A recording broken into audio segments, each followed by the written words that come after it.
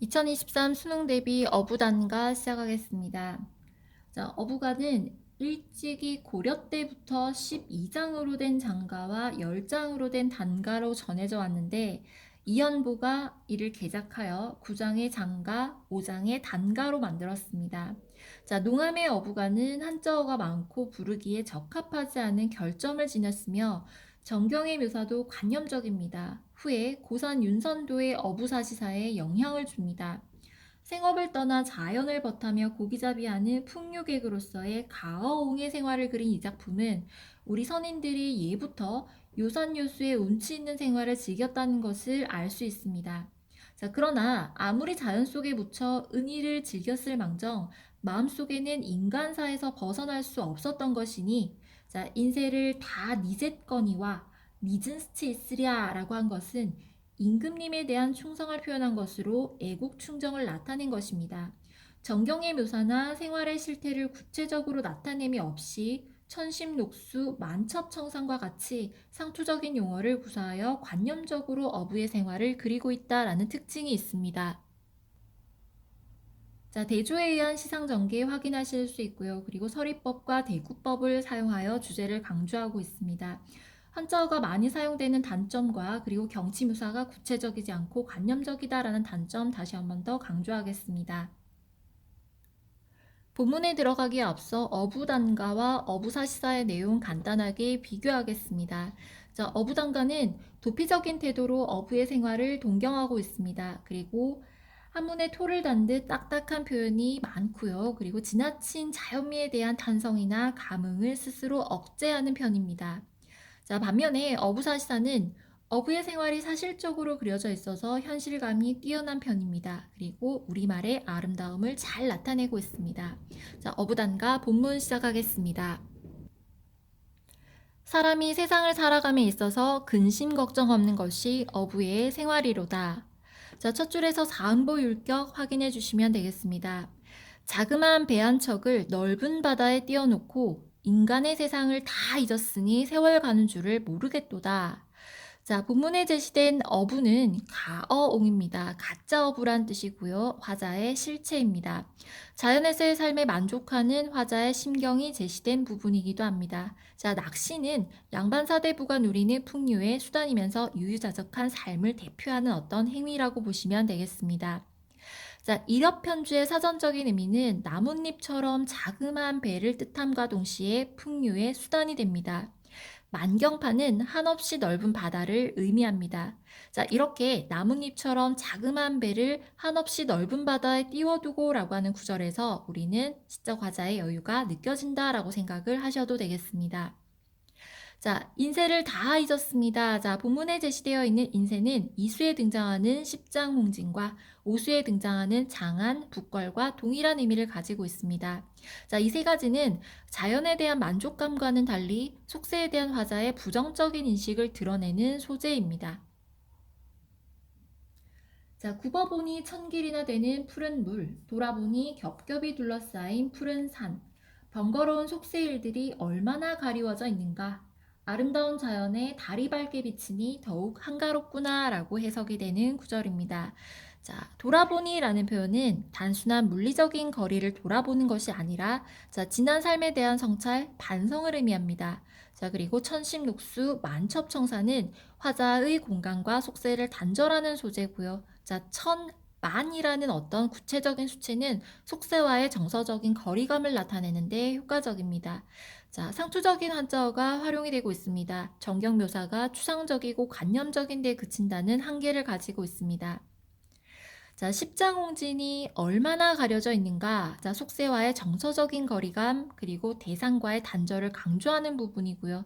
자, 길이라고 하는 단위는 대략 사람의 키 정도 되는 길이다라고 생각을 하시면 됩니다. 자, 십장홍진은 10길이나 되는 속세의 티끌, 그리고 번거로운 세상, 속세 등으로 해석을 하시면 되겠습니다.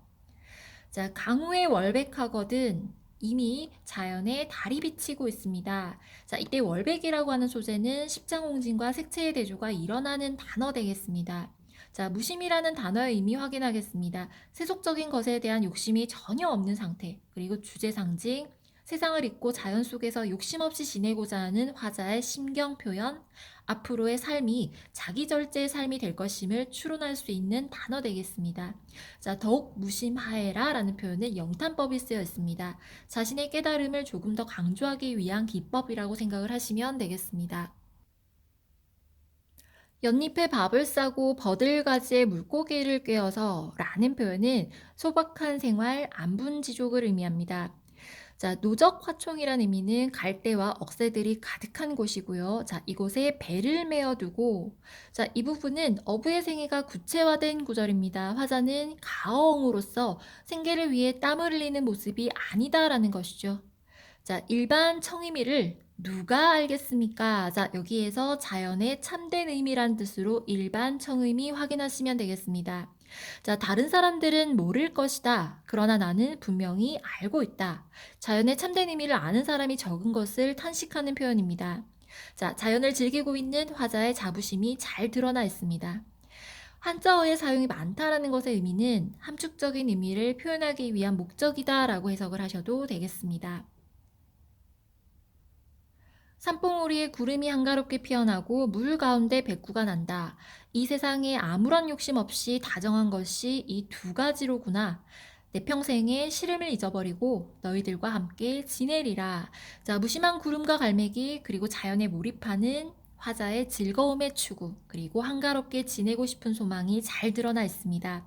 한운과 백구는 자연 친화의 대상입니다. 그리고 욕심 없는 존재들이죠. 이수의 무심한 화자의 모습과 유사합니다. 자, 동일한 어떤 문장 구조의 반복이 확인되고 있습니다. 화자의 눈에 비친 한가로운 자연의 모습 또한 제시되고 있습니다. 자, 다정이라는 표현은 속세와 단절되어 맑고 여유로우며 한가로운 시적 상황에 대한 화자의 인식을 자연물을 통해 드러내고 있는 부분으로 이해하시면 되겠습니다. 자, 그리고 자, 너라고 하는 어떤 의인화된 청자에게 말을 건네는 방식이고요. 그리고 물알체의 경지를 잘 드러내는 부분. 자, 일생의 모든 것을 잊어버리고 너희들과 함께 지내리라 라는 표현을 영탄법을 통해 더욱 강조하고 있습니다.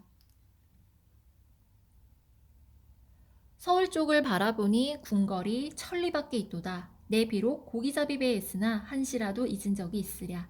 두어라, 내가 걱정할 일은 아니다. 세상을 구할 현인이 없겠느냐. 자, 본문에 제시된 장안이라는 표현은 서울, 한양이란 의미고요. 자, 북거리란 의미는 임금이 계신 곳, 다시 말해 궁궐이란 뜻입니다. 장안을 돌아본다라는 것은 속세에 대한 미련, 임금에 대한 그리움과 걱정으로 이해하시면 됩니다.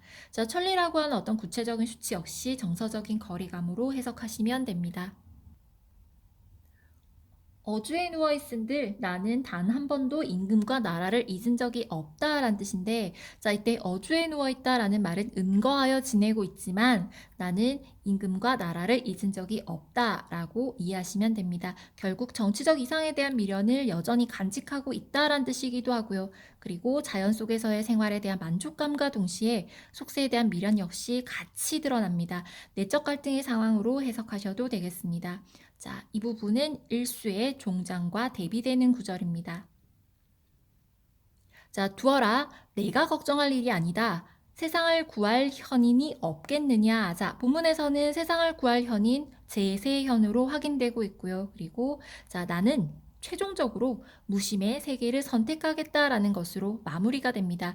자, 속세에 대한 미련을 보이는 자신의 행위를 그만두고자 하는 심정이 잘 드러나 있습니다. 자, 속세에 대한 화자의 인식 변화 확인 후 시 해석 마치겠습니다. 자, 1수에서는 속세에 대한 부정적인 인식이 잘 드러나 있습니다. 자, 2수에서는 속세로부터 벗어나고자 합니다. 하지만 5수에서는 속세를 잊지 못하고 미련을 보이는 모습이 잘 드러납니다. 자, 지금까지 2023 수능 대비 어부단가 해설 마치겠습니다.